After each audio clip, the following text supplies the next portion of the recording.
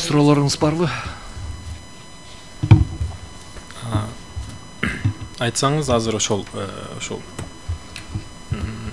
бөгөт коюу чарасын карап атканда камакка алганда алуусу же албоосу бул жабырлануучунун укугун бузбайт деп айттыңыз да. Кээ бир учурларда иш боюнча жабырлануучу дагы жанан кийин айыпталуучу дагы экөө мындай бир мунасага келип калат да. Ошол учурларда дагы камакка алып калышат. А ошол учурда камалуусуна жабырлануучу нааразы болот да. Нааразымын депчи. Ошол учурда даттанышы керек болуп калат атпайбы? Камалбаган учурда да. Ал сиз айткандай күнөөсү далилдене элек. Siz айтып аткан бул жалпы соттук процесстин учуруна кирет. Бул жерде апелляциялык тартипте тергөө судьясынын чечими жөнүндө болуп атат. Мен ошол жөнүндө айтып атам да. Бул жерде 397-берененин 4-бөлүгүндө тергөө судьясынын чечиминин апелляциялык тартипте каралышы жөнүндө болуп атат да. А бул жерде дагы бир жолу белгилейм, тигин баш коргоо чарасы каралып жаткан учурлар жабырлануучу тараптын түздөн түз, тикеден тике анын укугуна эч таасир этпейт. Кечиресиз, мен суроом түшүнбөй калдыңыз окшойт же туура бербей калдымбы? Ошол бөгөт коюу чарасы бул ошол камакка алууну тергөө судьясы жүргүзөт. Азыркы эле маселени айтып атам. Ошол учурда биз азыркы процесс боюнча биз камабай койду, ошол камашы керек эле, бизге ошол укук болгондо биз облус сотко даттанат элек деп атабыз. А бирок кээ бир учурларда жабырлануучу менен айыпталуучу макулдашууга келген учурлар болот. Бирок ошого карабастан тергөө судьясы аны бөгөт коюу чарасын камак түрүн тандап алат да. Ал учурда да жабырлануучу макул эмес. Бирок укук ага даттанайын, макул эместигин билдирейин десе, анда укук жок. Бул учурда кандай болот? Урматтуу судьялар, мен ойлойм бул учурда прокурор бар да, прокурор кайрылуу укугу бар да, аны эч ким чектеген жок да. Биздин учурда прокурор түздөн түз жазбай койду го. Буга кандай дейсиз? Ушундай учурлар кайталанышы мүмкүнбү? Ал турмушта кайталанбайт деп айтууга да болбойт. Мен жана сизге эмнеге суроо бердим, сиз катыштыңыз беле деп. Себеби баш коргоо чарасын камакка алуу жөнүндө деп келген учурда дагы эгерде ошол кылмышка шектүү адамдын айыбы угузулбаган болсо, анын баш коргоо чарасын камакка алууга болбойт. Аны сиз жакшы билесиз. Мүмкүн ошондой болгондур ошол учурда. Дагы сурооңуз барбы? Анан азыр ошол жогоруда айтып өттүм эле, коррупциялык экспертизадан мыйзам проектилери өтүшү керек эле да. Азыр мен айткандай прокурор менен айыпталуучу сүйлөшүп алып даттанбайм деп прокурордун акча алуусуна шарт түзүлүп калган деп ойлойм да. Ошол коррупциялык экспертизадан кандай өттү эле, анан сиз дагы прокурор акча алып даттанбай коюшу мүмкүнбү? Ошого жооп бересиз? Бул сиздин оюңуз менен же андай же мындай деп мен айта албайм. Себеби бирөө үчүн мен кепилдик өтө албайм.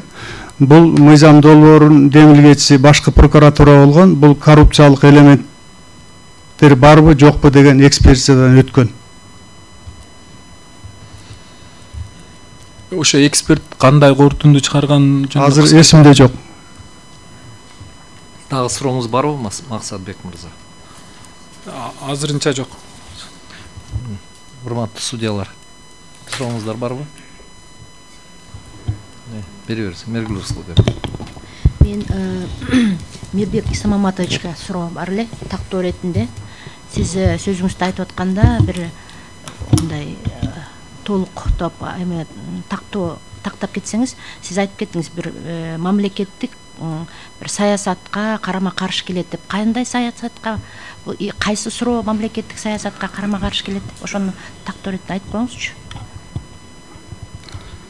Мамлекеттик саясат эмес, ошо жана соттук немеге да, мисалы укуктук саясатка деген, укуктук саясатка. Себеби жанагындай мисалы азыр да. Дедиңизби, ошол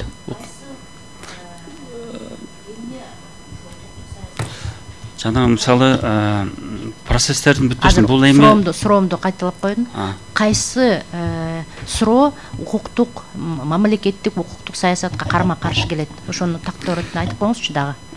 Эң негизинен адамдардын укугун коргоо, мисалы мындайда бул тергөө судьясы бул мындай окончательный чечим чыгарбайт да. Бул процесс көпкө созулуп калышы мүмкүн да. Тем более бул жана 397-беренеде ал жерде жабылуучунун тикелей болгон укуктары каралбагандыктан жанагы жабылуучу тараптын өкүлдөрү жана көп немелер даттанууга бериши мүмкүн да. Бул жана буланып сот жана процессуалдык мөөнөттөр бузулуп кетиши мүмкүн да. Мен ошону айткым келди. Укуктук саясат деген ошол болчу.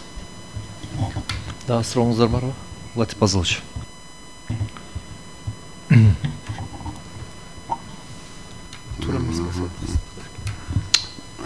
Жоопкер тарапка жалпы эле суроо. Прокурор, сотко катышып жаткан прокурор айыптоону жактоочунун атынан жүргүзөбү?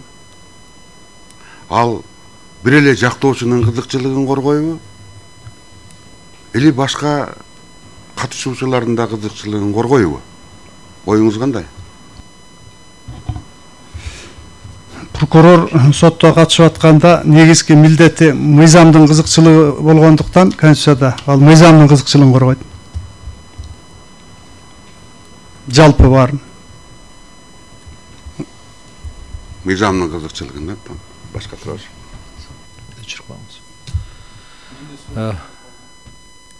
Бериңиз, Максатбек мырза. Процессуалдык мөөнөттөр созулуп кетет деп айттыңыз да. Процессуалдык мөөнөттөр созулуп кетүүсү менен адам укуктарынын сакталышы экөөнүн балансында процессуалдык мөөнөт созулганы жакшыбы? Адам укуктары сакталып же процессуалдык мөөнөт болуп адам укуктары сакталбаса да болор? Албетте адам укуктары сакталыш керек. Бул жерде башка жагынан да караш керек да. Бир тараптар карабайчы.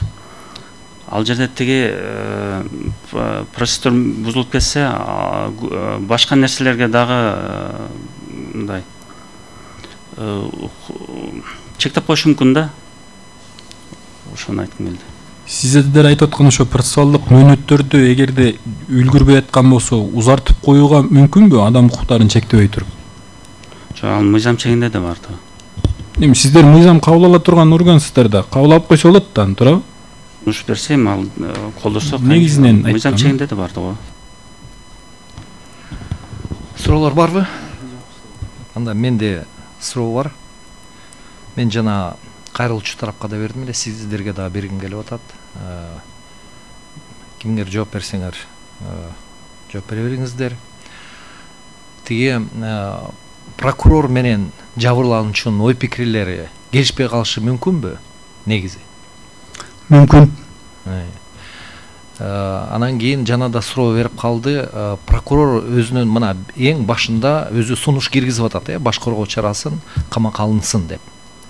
Ошол маселени көтөрүп атканда ал деген ошол жасалган кылмыш, анан кийин башка жагдайларды эске алып туруп ошону берген.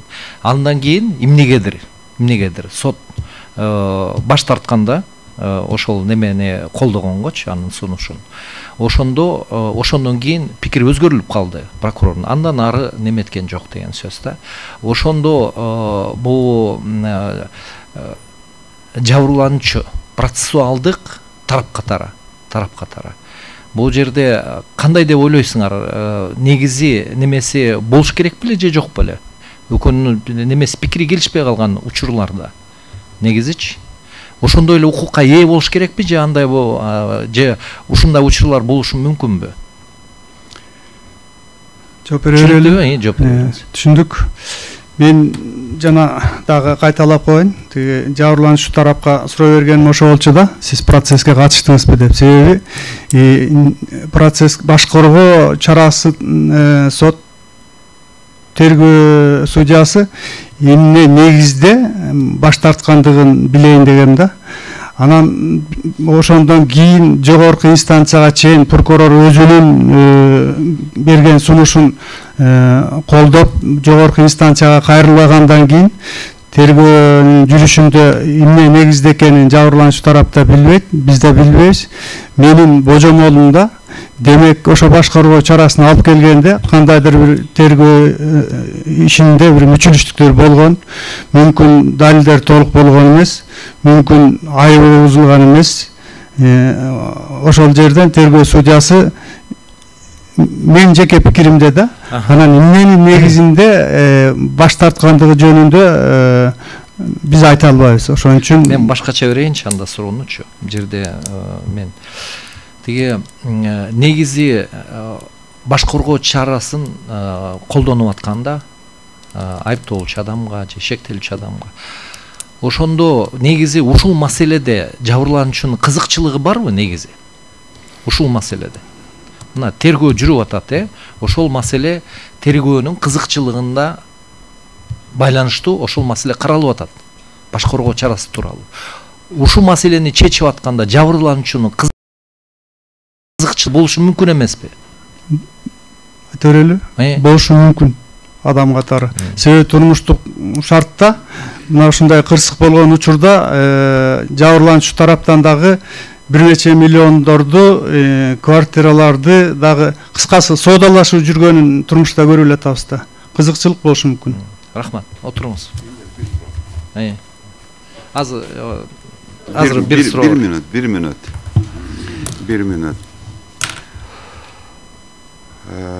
Мыйзам алдында баары тең деп атабыз, туура. Но мыйзамдын ичинде карама каршылыктар пайда болуп атат да. Ушул биз карап аткан кодекстин 40-статьясында жабырлануучунун укук милдеттери көрсөтүлгөн. Анда жазылып турат. Соттун баардык чечимдерине жабырлануучу арыз келтирүүгө укугу бар деп. Анан келип эле 397-статьянын 4-бөлүмүнө келсек, андай укуктан бул ажырап калып атат. Эмне себептен мындай болгон?